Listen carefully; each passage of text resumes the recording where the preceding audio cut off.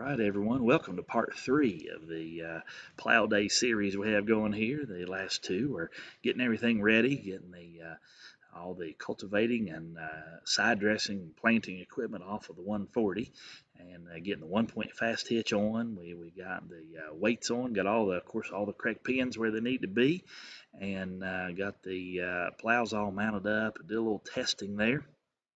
Got them loaded up and checked out the very first loading of the new hydraulic dovetail build, so that was exciting. And the old 130 there, it got a few little things done to it. We put a new battery in it. That's kind of another long story there toward the end, but fixed the battery box cover. It was an aftermarket lid. You can kind of see how we adjusted the tab on it so it lined up where it's supposed to. Still need to throw some paint on it, and straightened a few bent parts, put a new front tire on the other side, got the just some odds and ends taken care of on it. Looks like we need to tighten that muffler down too, but anyway, maybe we'll get that on the next one. But anyway, just had a great time getting everything ready. Appreciate all the help, everybody getting all the stuff lined up and things installed. But if you can, again, go back and check those part 1 and part 2 videos out. But anyway, today is the day. We're heading down to North Carolina. We're heading to some flat country. You can see those mountains there in the back. That's kind of we get excited when you see some flat ground. So to get to go put some big long straight rows in is pretty exciting. But here we're dropping over Flat Top Mountain. You can start to see the beginnings of a sunrise coming through there, and frost on the seat. It was very chilly that morning. It was, I think, 25 degrees, or 24, 25, something like that was the lowest temperature we encountered on the trip. It was took us a little longer to get there than we thought, though. The little map system we used wasn't entirely accurate, but anyway, had a great time when we did get there.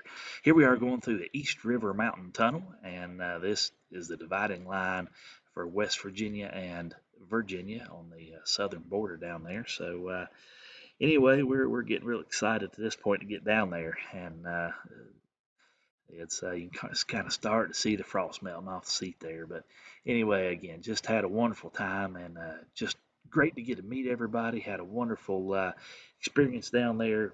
Wonderfully friendly folks, and again, just had a great time. So anyway, here's the last couple seconds of a shot of the mountains, and here we are pulling into the Jtwes Plow Day, and just again, really looking forward to going down again next year, and can't wait. Hopefully some of you guys out there can clear your calendar for October 15th and make it a date and head down there. And again, whether you have a tractor to take or not, just come on down. Of course, we love looking at all the different tractors and watching them do the thing. So if you have one, bring it. But if not, come on down and just enjoy a great day of good, clean family time together. But anyway, we're going to hop off here, get some tractors unloaded, and start doing some plowing.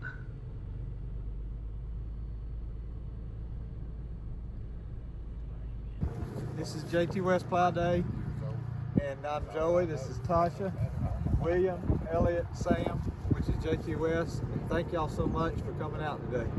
I'm Anthony Smith. This is my wife, Amanda Smith, and our son Eli. We're from Tabor City, North Carolina. Came here today to Mr. Jtwes Plow Day. We had a good time, and we'll hopefully do it again next year. My name's Elliot Jones, and Joey, you know him as Jtwes. His channel is my dad, and I don't own this, but I drove this today. Good deal. I'm Kaylee. Paul Wise from Elon, North Carolina. Wayne Vaughn, Wendell, North Carolina, and I brought my Farmall 140 1967. I'm Johnny Ginn and Thomas Edgerton from Smithfield, North Carolina, with a 1975 140. My name is Ken Huffines. I've got a Super 8 tractor with a one-bottom plow. Hello, Pat Bennett here with my wife Maria, daughter Erin, and Andalyn. We're from Fayetteville, West Virginia.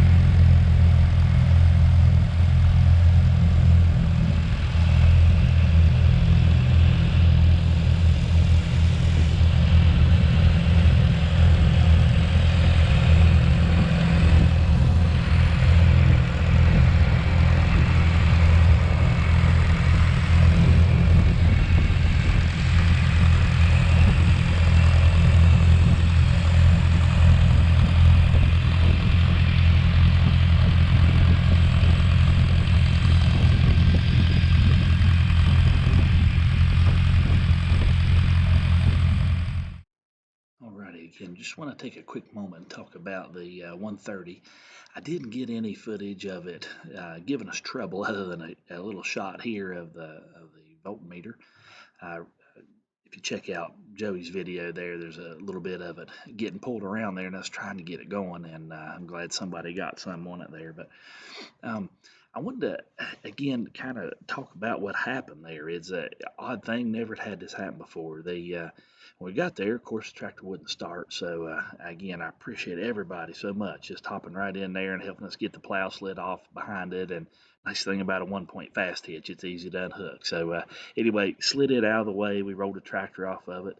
And, of course, first tried to jump it with the 140 with a real heavy set of jumper cables. And odd thing, it immediately pegged the ammeter to full discharge as soon as we hook it up, which was kind of odd. But anyway, we couldn't get it. Tried to catch it in gear, backing off the truck or the trailer deck, and it wouldn't catch. Ended up pulling it around a little bit with the 140. Joey hooked up to it there, and we gave it a little bit of dragging around, and it just would not do a thing. So we faithfully drug it down to the camper there, and Joey had a Honda generator set up. We plugged the battery charger into it, charged about 30 minutes or so, and got a voltmeter out and instantly read 6 volts. All right, looks good, but it wouldn't hit. Took the battery charger leads off of it, and it would just steadily drop very slowly, and you can see the voltmeter here reading below 1 volt. So it was a very odd situation. Never had that happen before. And again, it was a interstate VHD, and again, going off memory, I was thinking it was Thursday that I bought it, but it might have been Wednesday. And then we charged it Thursday night and installed it Friday, and then of course here's Saturdays. But again, I really had good success out of the interstate batteries, so I don't want to sound like I'm mean mouthing them. The one that was in the 140 until the spring of 21 here was put in 2013. So they're expensive, but I think they're a good thing. I think I just got a bad one. But anyway, we finally just unhooked the battery completely, hooked the jumper cables up to the leads, the battery terminals, and on the cables rather, and just to get it some ignition voltage, because being a generator, it will keep the tractor running as the generator will create enough voltage to operate the coil. So that's what we did, and it ended up we hand cranked it, took off running, did great, and here's the old 130 right now. William knocking out a few rows on it there, and did a great job.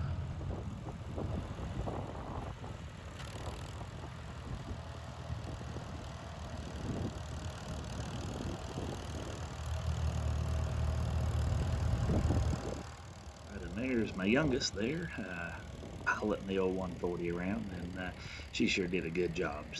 Both the girls are really good little drivers, and Andolyn loves to drive those. So she rides a little side by side around on the farm all the time and just has a ball. But anyway, I'm real thankful they could head down there and have some fun too. But anyway, I just wanted to take a minute and again just thank everybody for having us down. It was just a really good time. Got to meet a bunch of great folks and just some good fellowship. Really just a good time. And nice, clean family fun. If, like I say, he's talking about having that again next year on October the 15th, 2022. And sure encourage you to come down and check it out. Just again, nice, clean family time. Great food. They picked up some barbecue from a local place there, and boy, it was really amazing. He said that President Ronald Reagan, every time he was in the area, he would have the fellas in the black car show up and go pick it up for him. So I thought that was pretty interesting. But it was really good, and just great hospitality again. Just really appreciate them. Welcome us, just felt just like family. But anyway, here's a Super A, and I want to talk a minute about that Super A. I took a 130 and 140, but a Super A holds a soft spot in my heart. That was I've got a picture back at the farm there, me riding on my dad's lap on his old Super A when I was just a little tiny thing, and that's the first tractor I ever remember riding in, or riding on rather, and the my first time I remember riding it was we were riding around my grandparents' farm with it. He had it over there doing some work on their landscaping stuff, and he took me for a ride around the field with it. And I remember just sitting there watching that front tire go around and around. It just mesmerizing to a kid. I wasn't very big at all. But anyway, I was just always stuck in my mind as just being just I guess sensory overload. I just loved it. It was so much fun, and I remember that tractor sitting around, and I wasn't allowed to touch anything on it, but I'd look at it and I'd love to climb up on it and just sit on it and pretend I was farming. But anyway, like I said, that old picture that is back to farm, it's sitting on that Super A, and we're riding it up the road at the house, and had a two-gang full type disc on, not a fast hitch or anything, just hooked to the drawbar. But anyway, like I say, some fond memories. I also remember one winter he put I think it was a Worksaver brand 3-point hitch, and I still have that 3-point hitch. I end up they had sold that tractor back in I guess late 80s, early 90s, probably late 80s, and I was just brokenhearted when he sold it, but he ended up selling it to a neighbor where he grew up, and the one of the other neighbors saw that 3-point hitch conversion on there, and he bought it and put it on his Super A, and he ran it for years and years. And when I was in high school, I ended up buying that Super A for him, and it had that hitch on it. So I still have a piece of that original, and I'm pretty excited. But here's a young man here getting into the farming. He was just a blessing to see around there that day, and he just had a ball on that thing. But anyway, like I say, Super A's always had a soft spot in my heart. The Super A that I bought in high school, my youngest daughter is restoring it right now as a 4-H project. So we got the engine redone on it, and it's sandblasted, epoxy primed, and got some high build primer on it. So hopefully in the next few years we'll have that thing up and going. We bought it just bought it in the summertime, and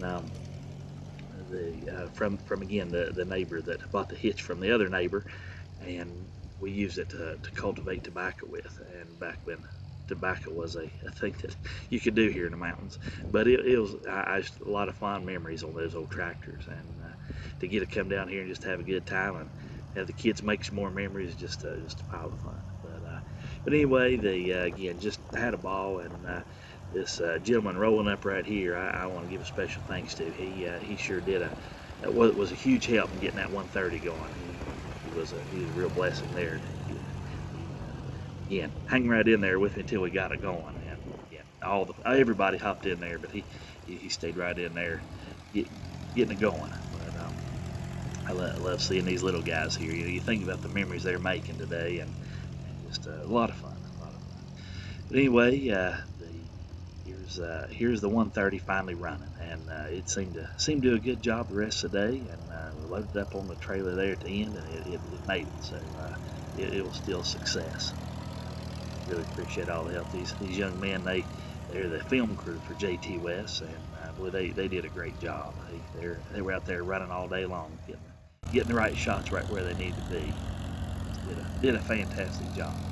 So here's a little man here making some memories too. So again, just a wonderful time, and I hope everybody can make it down next year. And here we are loaded up, stopped at the fuel station, topped off fuel so we can make it home. I have to get off in the dark.